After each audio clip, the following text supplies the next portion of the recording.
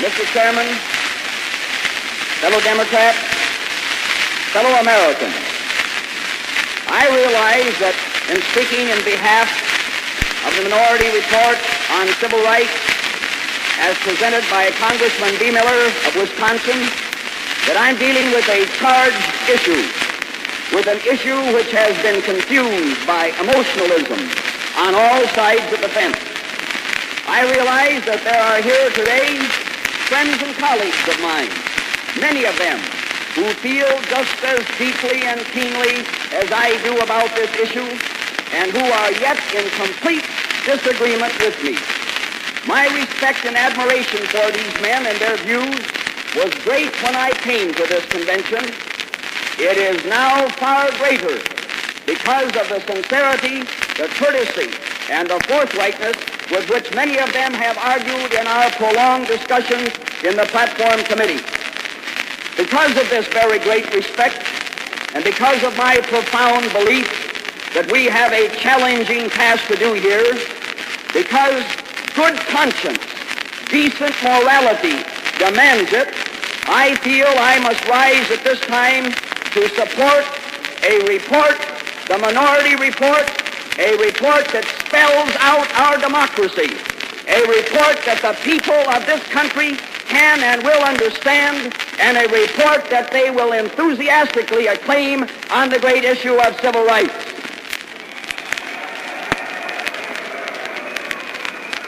Now let me say this at the outset, that this proposal is made for no single region.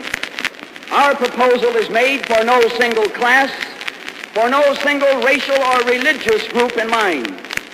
All of the regions of this country, all of the states have shared in our precious heritage of American freedom. All the states and all the regions have seen at least some of the infringements of that freedom.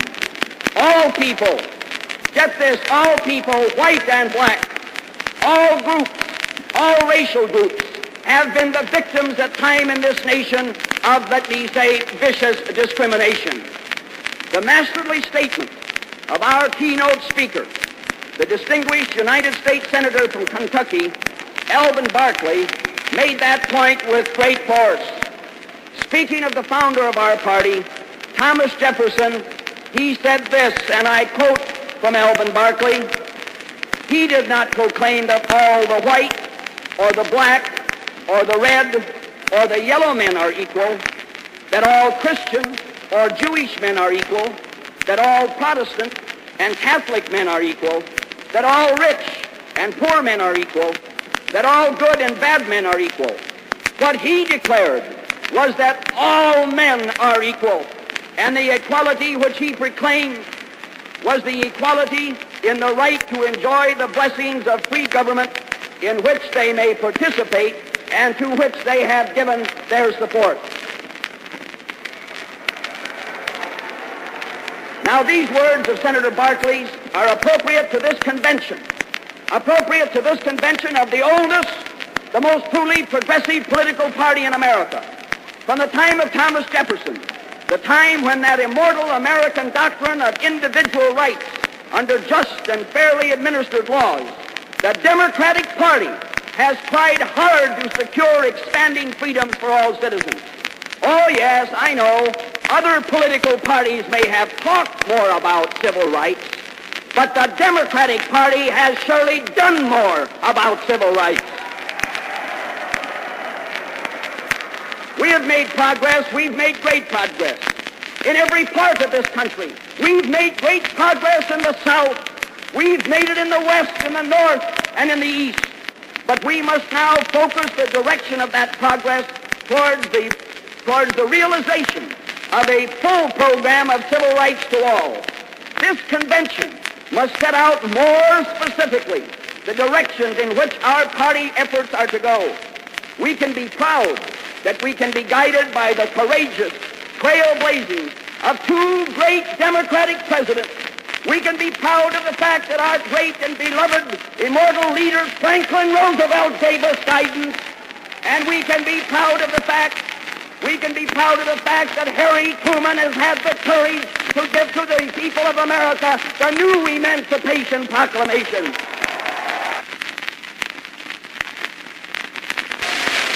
It seems to me that the Democratic Party needs to make definite pledges of the kind suggested in the minority report to maintain the trust and the confidence placed in it by the people of all races and all sections of this country.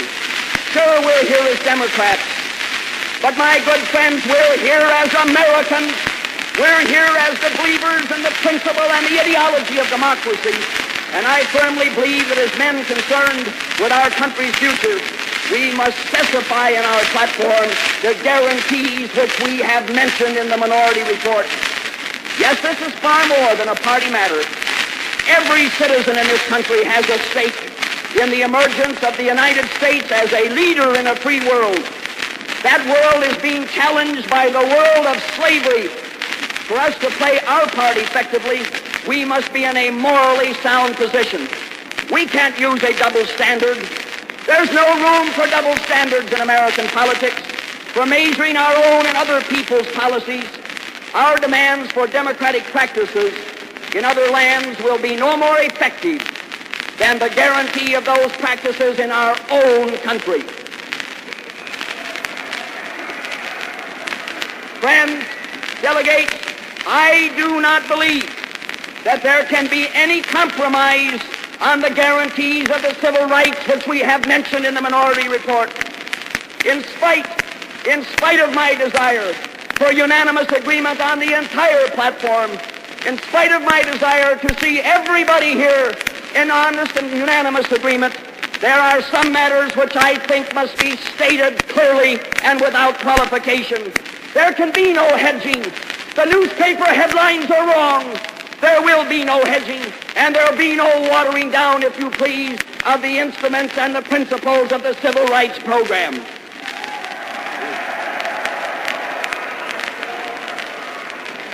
To those who say, my friends, to those who say that we are rushing this issue of civil rights, I say to them, we are 172 years late.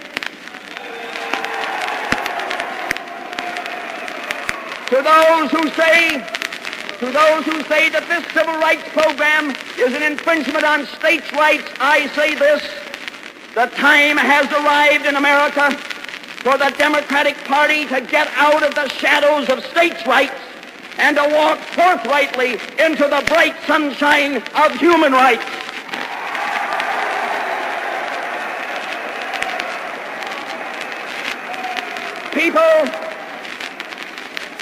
People, human beings, this is the issue of the 20th century. People of all kinds, all sorts of people. And these people are looking to America for leadership, and they're looking to America for precept and example. My good friends, my fellow Democrats, I ask you for a calm consideration of our historic opportunity. Let us not forget the evil past. Let us do forget the evil passions and the blindness of the past. In these times of world, economic, political, and spiritual, above all spiritual crisis, we cannot and we must not turn from the path so plainly before us. That path has already led us through many valleys of the shadow of death, and now is the time to recall those who were left on that path of American freedom. For all of us here, for the millions who have sent us, for the whole 2 billion members of the human family, our land is now more than ever before the last best hope on earth. And I know that we can, and I know that we shall, begin here the fuller and richer realization of that hope, that promise of a land where all men are truly free and equal, and each man uses his freedom and equality wisely well. My good friends, I ask my party, I ask the Democratic Party to march down the high road of progressive democracy. I ask this convention to say in unmistakable terms that we proudly hail and we courageously support our President and leader, Harry Truman, in his great fight for civil rights in America.